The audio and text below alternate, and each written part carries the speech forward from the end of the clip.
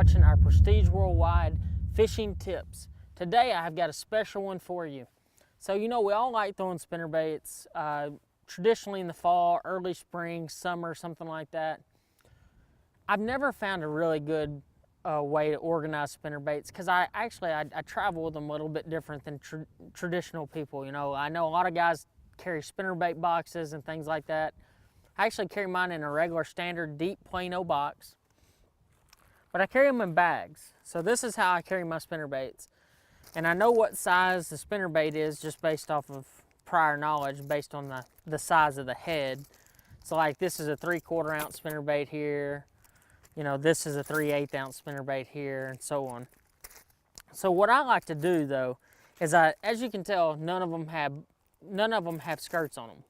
So I've got a couple of each kind, unless I've used a couple of them, but I never put skirts on them. So what I like to do is I like to carry basic heads with different skirt combinations, or different blade combinations, from double willow like this to big gigantic, Colorado blades, to really huge thumper blades, single willows, things like that, colored blades. But one of the main things that I always carry is a really good skirt box. So here's a skirt box that has a multitude of skirts. I'll show you some of my favorite ones. Obviously, this has a range of shad to black and blues to your bluegill colors, or even reds and pinks.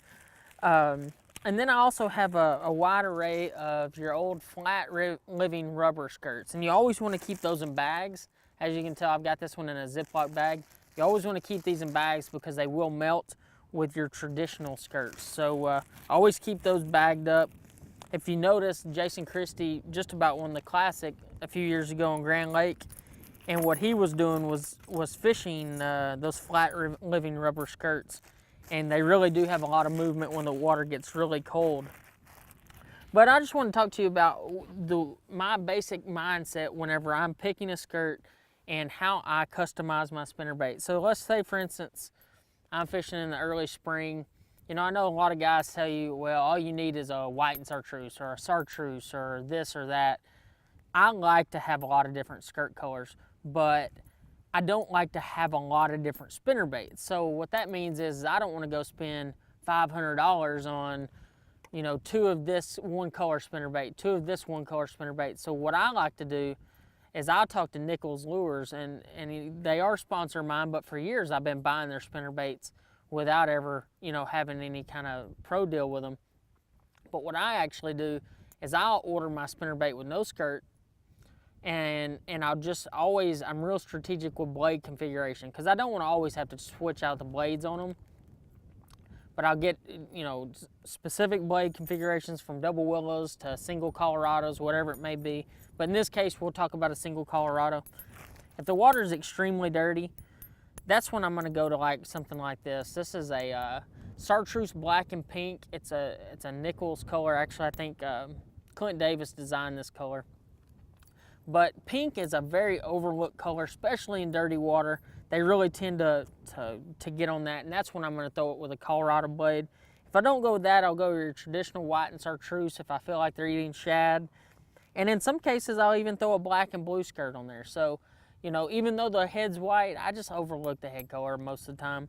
Sometimes, if it's super, super clear water, I'll go to a silver head, and sometimes that makes a difference. But most cases, I either only carry white heads or silver heads, so to really eliminate the amount of spinnerbaits that you actually have to buy.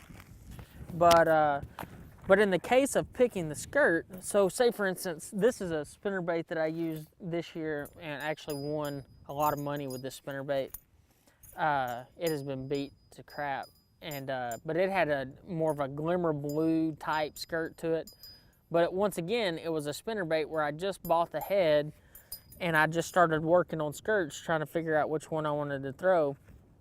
In this case, I threw my favorite one that, far and beyond my favorite skirt out there is the JT Chartreuse Shad by Nichols. Okay, so I'm just going to tell you flat out, you can tie your own skirts, you can do that, and by all means, you can tie some of the best looking skirts ever, probably 10 times better than me. I always carry a ring, and I tie my own skirts from time to time, but 9 times out of 10, what I will do is a place like Nichols. I know a lot of other like Sandtone and some other companies, Talon Lures, you can buy specific skirts ready-made, and you spend like $3 or $4 and you can get 3 or 4 skirts. Well, that's what I always do. So like if I find a skirt that a company makes, I'll buy 3 or 4 of them and I'll just throw them in my box. So if I want to put it on a chatterbait or a swim jig, something like that, I have it available.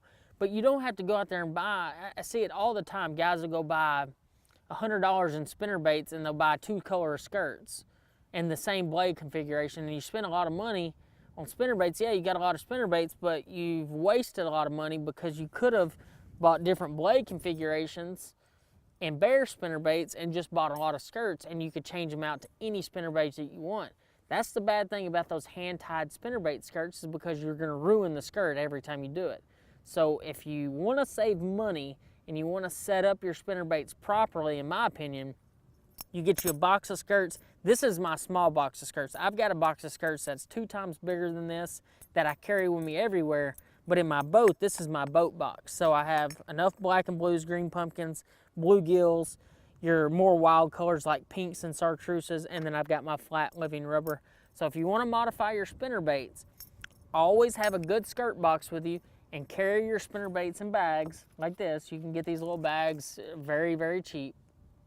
And just throw your spinnerbaits in there. You don't have to worry about tarnished blades or anything like that. Believe me, this is what your spinnerbait box would traditionally look like back at the end of the year. It's gonna look like crap.